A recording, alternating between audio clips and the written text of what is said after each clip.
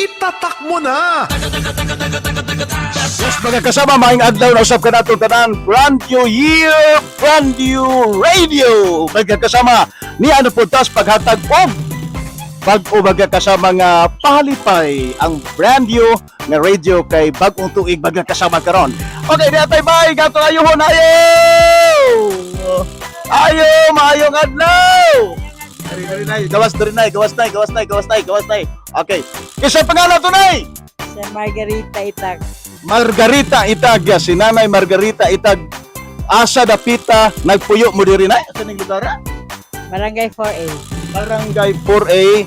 Okay, diri ba kasama sa ato syudad sa Davao? Si Nanay Margarita pila edad? 70. Nay.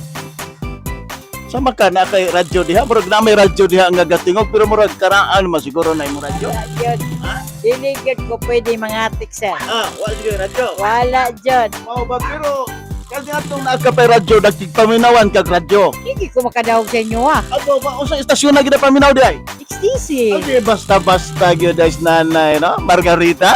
Okay, tungod ana nay. Dili na ko kwad kinabit ang putlon ang imong kalipay sa papaminaw og DXDC kaya atong ipadayon nato gabikan kay brand new year karon og tagaan ka na mo brand new nga radio. Nanay Margarita, dawata ang brand new radio set gikan sa DXDC Arimen Davao. O siya masulti ni ma. Salamat kayo sa inyong tanan. Nya makapadayon ka na paminaw.